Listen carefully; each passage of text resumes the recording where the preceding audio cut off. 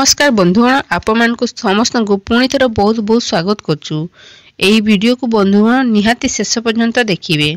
बंधुगण सुख और दुख मनुष्य जीवन रे अविभाज्य अंग होता है। मनुष्यर सुख शांति समृद्धि ऐश्वर्य पाइबाकू बहुत कठोर परिश्रम करिथाए, किंतु मनुष्य जेते निष्ठार सहित कार्य कला परे मध्य ताहाकू उचित लाभ मिली न थाए। सबुबले से असफलता व्यक्ति उपरे एवं ता घर उपरे मध्य पड़ी थाए।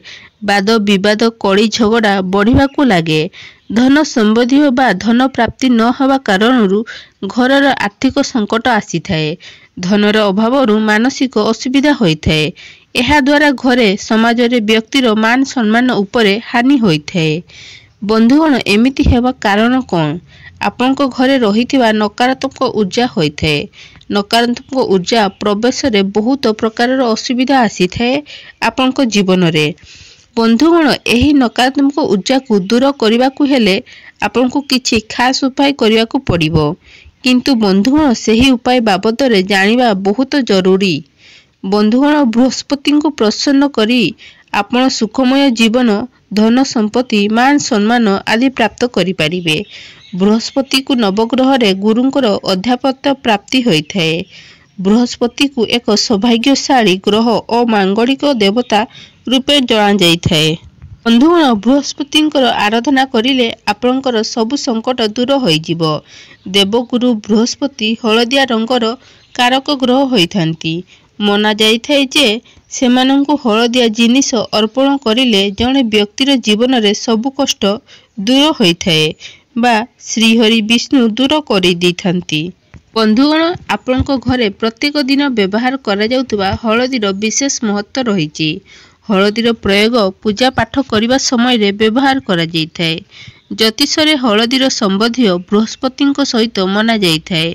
गुरुवार दिन हलदीर सहज उपाय करी आपण आपनको जीवन रे सबु समस्या को दूर करि परिबे। बंधुगण आजिर एही वीडियो रे आमे आपनको बताइबु हलदीर एमिति किछि उपाय जहाकू आपनकर बृहस्पति ग्रह को बहुत मजबूत करिया पई सहाय्य करिवो। बंधुगण एही वीडियो को आगो को बढ़िया पूर्व वीडियो को लाइक कर देबे। सांग साथी मानक सहित वीडियो को निहाती शेयर करिवे। जदि आपण एपर्यंत आम चैनल को सब्सक्राइब करनांती तो निहाती सब्सक्राइब करिवे एवं पाखरे थिबा बेल आइकन को निहाती क्लिक करिवे। बंधुगण गुरुवार दिन भगवान श्रीहरि विष्णु को समर्पित होइथाए।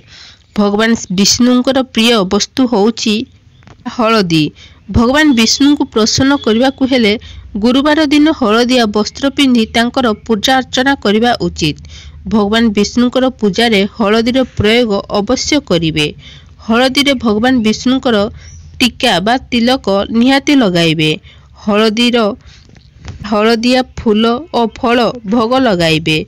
बंधुगण केतेबेले भी भगवान श्री विष्णु को एकुटिया पूजा करिवे नाही। तांको साथी रे माँ लक्ष्मीकर मध्य पूजा करिवे। पूजा करिवा समय रे माँ लक्ष्मीकर चरण रे बेलपत्र निहाती अर्पण करिवे।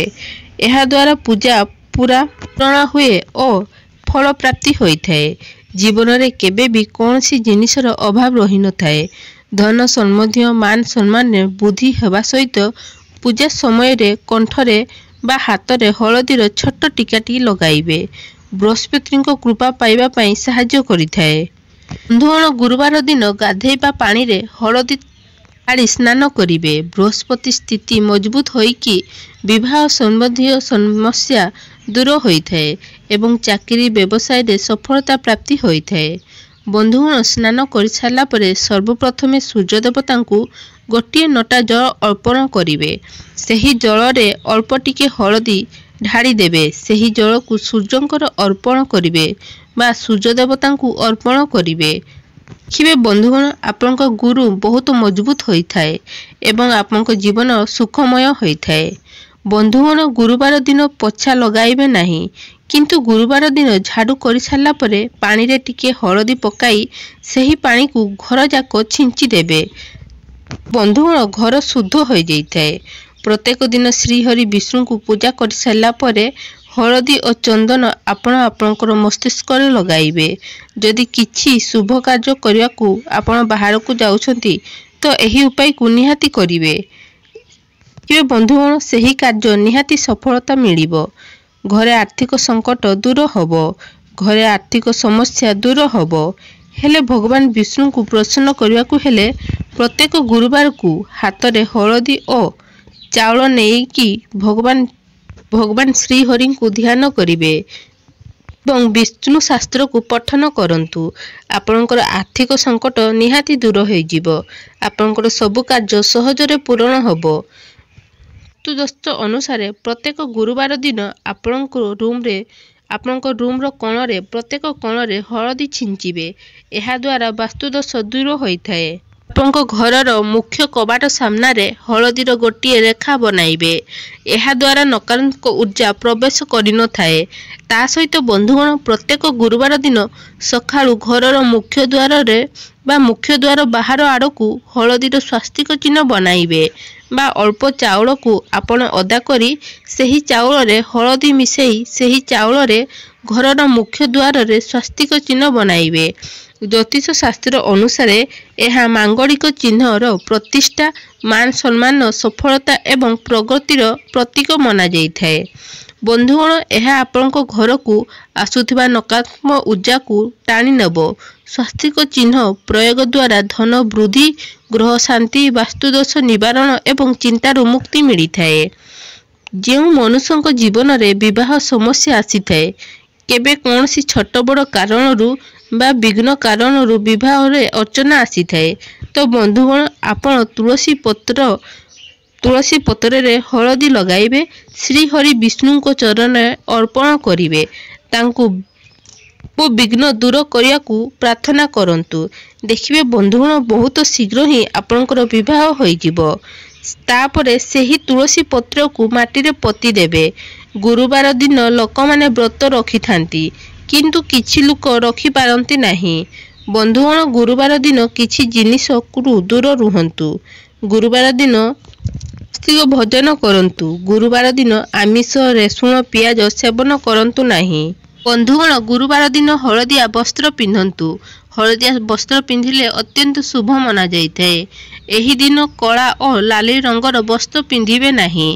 ଏବଂ ଯଦି ଆପଣଙ୍କର ଦାମ୍ପତ୍ୟ ଜୀବନରେ ସମସ୍ୟା ହେଉଛି ତ ଲାଲି ରଙ୍ଗର କପଡ଼ା ମଧ୍ୟ ପିନ୍ଧିବେ ନାହିଁ।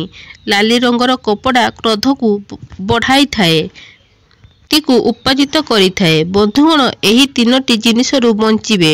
ଗୁରୁବାର ଦିନ ଭୁଲରେ ବି କାହାକୁ ପଇସା ଧାର ଆକାରରେ ଦେବେ ନାହିଁ। ଯେତେ ପର୍ଯ୍ୟନ୍ତ ହୋଇପାରିବ ପଇସା ଦେବା ଆଣିବାରୁ ବଞ୍ଚିବେ। ଗୁରୁବାର ସନ୍ଧ୍ୟା ସମୟରେ ଯେତେବେଳେ ବି ଆପଣ ଦୀପ ଜଳାଇବେ ତ ସେହି ସମୟରେ 2ଟି ଲବଙ୍ଗ ଦୀପରେ ଢାଳି ଦେଇ ଜଳାଇବେ ଦୀପକୁ। ଏବଂ ଗୁରୁବାର ଓ ଶୁକ୍ରବାର ଏହି 2 ଦିନ ଆପଣ ଘିଅର ଦୀପ ଜଳାଇବେ। ଏହାଦ୍ୱାରା ମା ଲକ୍ଷ୍ମୀ ତାଙ୍କର କୃପା ବର୍ଷା କରିଥାନ୍ତି। ଗୁରୁବାର ଦିନ ହଳଦୀ କରିଲେ ଦେହ ଠିକ୍ ରହିଥାଏ।